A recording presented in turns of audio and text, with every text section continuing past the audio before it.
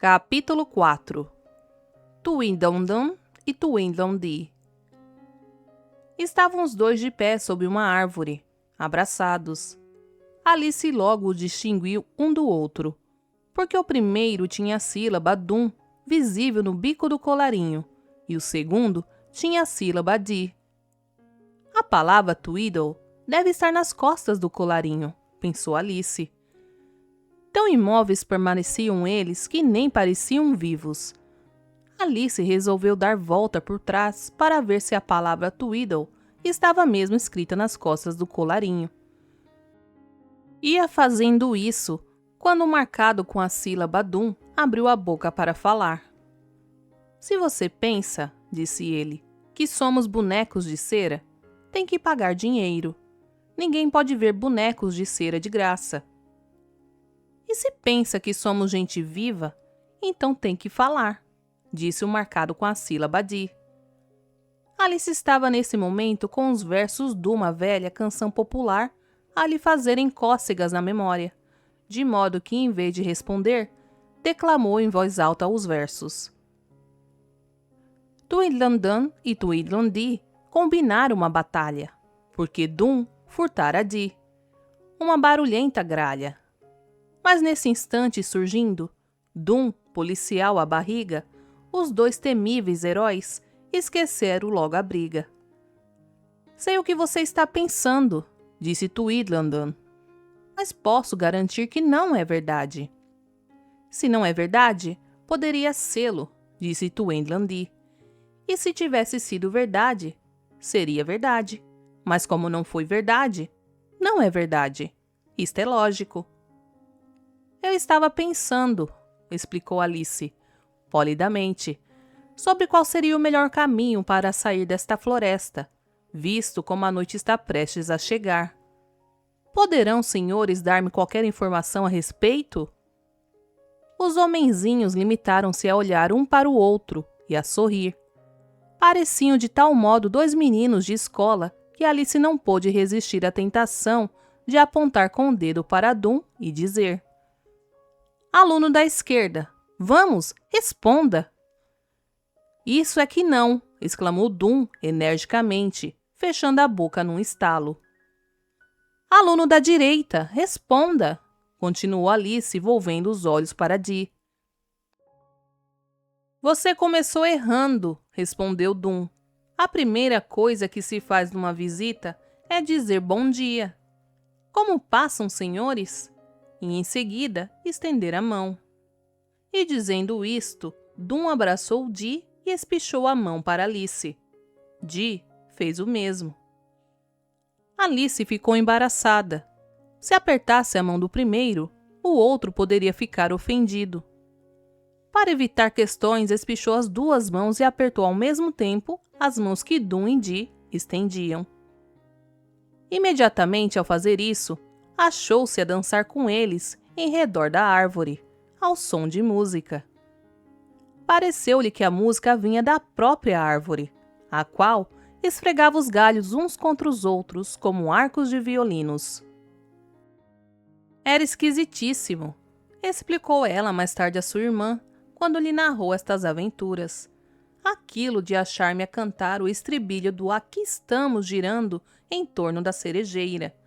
Canção que não sei como me veio à memória.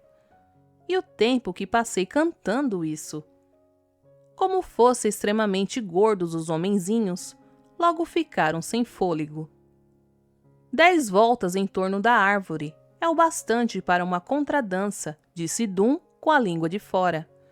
Di concordou e ambos pararam de brusco, da mesma forma porque haviam começado a dançar. Também a música cessou incontinente. Em seguida largaram a mão da menina e ficaram a olhá-la por todo um minuto. Foi uma pausa que atrapalhou Alice. Não sabia como iniciar de novo a conversa. Deverei agora dizer: Bom dia, como vão, senhores? Ou é tarde demais para isso? Pensou consigo. Suponho que os senhores estão muito cansados, disse ela afinal. De modo nenhum, respondeu Dum.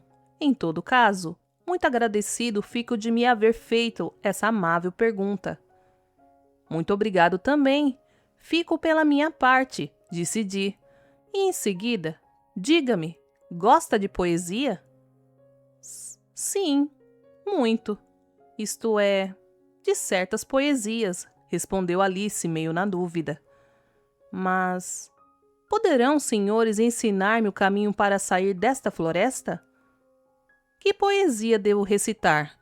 Perguntou Di, virando-se para Dum com grande solenidade, como se não tivesse ouvido a pergunta de Alice. A Foca e o Carpinteiro, que é a mais comprida, respondeu Dum, dando um novo abraço em Di. Este começou imediatamente. O sol brilhava sobre o mar. Era de fato uma poesia tão comprida que Alice dormiu no meio. História de uma foca que encontrou um carpinteiro na praia. Puseram-se a conversar, atraindo como ouvintes todas as ostras das redondezas. Milhares de ostras que abriam as suas conchas e punham a carinha de fora para ouvi-los. Contando casos que muito interessavam as ostras. Distraidamente, iam eles comendo-as. Comeram-nas todas, e depois ficaram desesperados quando viram que haviam engolido o auditório inteirinho, só deixando cascas no chão. Di, porém, teve de interromper o recitativo em vista de um rumor semelhante ao bufo de uma locomotiva que se aproximava. Locomotiva ou alguma fera. Haverá leões ou tigres por aqui? Perguntou Alice aflita. Não. Esse barulho não passa dos roncos do Rei Negro. Ronca muito quando dorme, explicou Di. Vamos vê-lo, disseram em seguida os dois irmãos, agarrando a menina pelo braço e puxando-a para o sítio onde estava o dorminhoco. Lindo quadro, hein? Disse Di ao avistarem o rei. Alice de nenhum modo pôde concordar. O tal Rei Negro, de gorro de dormir na cabeça e encolhido ao pé de uma árvore, mais dava a ideia de um montinho de lixo do que de um rei. Notando que Sua Majestade estava de cócoras no chão, a cuidadosa menina apenas observou. Coitado, vai resfriar-se nessa relva úmida. Veja, exclamou Di, está sonhando. É você capaz de adivinhar os sonhos dele? Não, nem eu, nem ninguém no mundo, respondeu Alice. Pois eu adivinho, afirmou Di, batendo palmas de triunfo. Está sonhando com você. E diga-me, se ele não estivesse sonhando com você, onde estaria você agora? Que pergunta! Estaria onde estou, respondeu Alice. Engano, contestou Di com ar de quem sabe. Você não estaria em parte nenhuma, porque não passaria de uma personagem dos seus sonhos. Se o Rei Negro acordasse, acrescentou Dum, você desapareceria, tal qual a luz de uma vela soprada. Não desapareceria, coisa nenhuma, exclamou Alice indignada. Se sou apenas uma personagem dos sonhos desse rei, que serão vocês? Digam-me.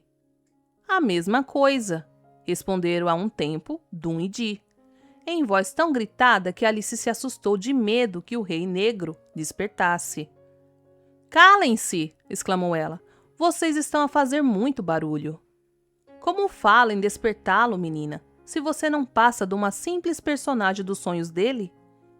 Creio que já provamos que você não é uma criatura real. Sou real, sim, gritou Alice, começando a chorar. Não ficará mais real chorando, declarou Di. Nada adianta chorar. Se eu não fosse real, não poderia chorar, disse a menina misturando o sorriso com as lágrimas. Tuendandun disse então com seu grande ar de superioridade. Acredita, por acaso, que essas lágrimas sejam reais? Isto fez Alice pensar lá consigo. Estes tipos só dizem asneiras e grande tolice. Minha é chorar. Em vista do que enxugou os olhos e prosseguiu na conversa o mais alegremente que pôde, voltando ao começo. Preciso sair desta mata antes que anoiteça.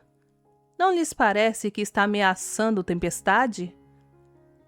Tuendlandan abriu o seu guarda-chuva e examinou-o por dentro. Só depois é que respondeu à pergunta. Não me parece que vai chover aqui dentro, não. E fora? Fora poderá ser, se a chuva entender de cair. Tudo depende da vontade dela, opinou Tuendlandi. Imbecis! Exclamou Alice, resolvida a despedir-se deles com um seco boa noite. Mas Tuendlandan saiu de debaixo do guarda-chuva e segurou-a pelo pulso. Está vendo aquilo ali? Perguntou vivamente, com os olhos arregalados para um objeto que jazia ao pé da árvore. Sim, uma bandeira, respondeu Alice depois de rápido exame. Não tamanduá-bandeira, acrescentou, julgando que Dum estivesse apavorado, mas uma simples bandeira velha, um trapo.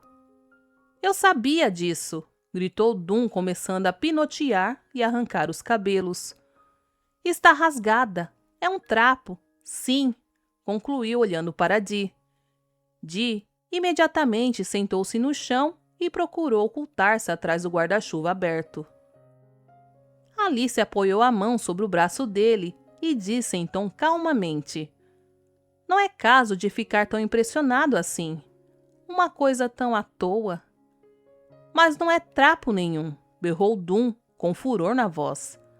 Trata-se de uma bandeira novinha que comprei ontem. A minha linda bandeira nova. Rematou num grito agudíssimo.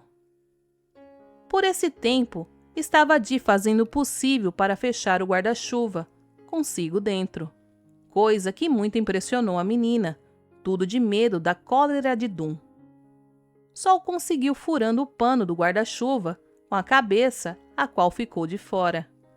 A abrir e fechar os olhos e a boca.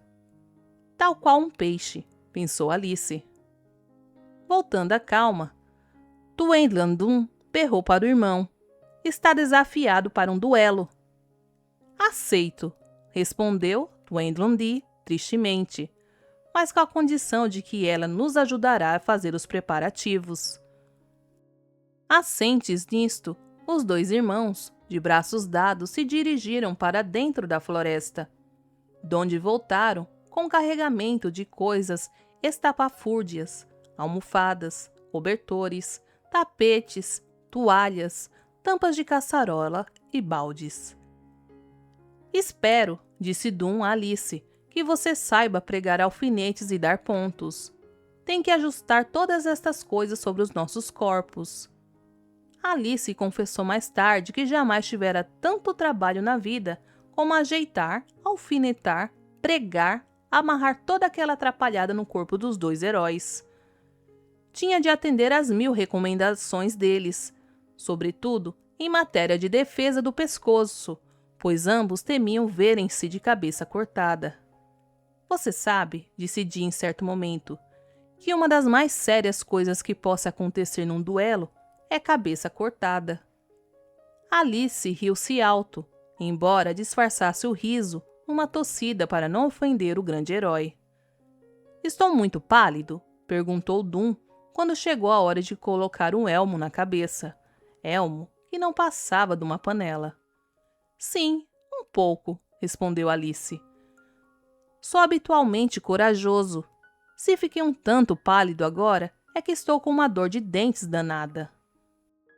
E eu também estou pálido, ajuntou Di, que ainda estava mais medroso do que Dum, por causa de uma terrível dor de cabeça que me deu. Se assim é, por que não deixa um duelo para melhor tempo? Impossível. Temos de lutar um bocadinho agora, respondeu Dum. Que horas são? Di consultou o relógio e achou que eram 4:30. Lutaremos então até às 6. Depois iremos jantar, se ainda tivermos as cabeças no pescoço. Muito bem, exclamou Di com tristeza. Lutaremos e ela poderá assistir, mas que não fique muito perto. Costumo desancar tudo quanto fica perto de mim, e eu até o que fica longe, acrescentou Dum. Alice riu-se. Vocês vão mais a desancar as pobres árvores, disse ela. Dum olhou em torno com ar satisfeito. Não creio que fique uma só árvore de pé depois do nosso combate, roncou ele. E tudo por causa de um trapo de bandeira, murmurou Alice, ainda com esperança de que os heróis se envergonhassem de brigar por tão pouco. Trapo nada, berrou Di. Era uma bandeira novinha em folha, como já disse. Do contrário, não me importaria. Se aparecesse agora um corvo, pensou Alice. Só existe uma espada, você sabe, disse Dum a Di. Bata-se com o guarda-chuva, que também tem ponta, e comecemos já, antes que escureça mais. De fato, começava a escurecer, e tão depressa que Alice teve medo. Erguendo os olhos para o céu, murmurou: que nuvem negra vejo lá! E como se aproxima depressa! Parece até que tem asas. É um corvo! Berrou Dum com pavor na voz, e sem perda de tempo, pôs-se ao fresco seguido de Di. Alice correu a esconder-se dentro da floresta sob uma grande árvore. Aqui ele não me pega. É corvo grande demais para que possa meter-se por entre os galhos das árvores. Mas que bom se não batesse as asas com tanta força. Parece um furacão. E depois, já esquecida do corvo, exclamou batendo palmas, ao ver qualquer coisa que flutuava no ar. Um xale! Um xale que vem voando! De quem será? Nos vemos no próximo capítulo de Alice através do espelho.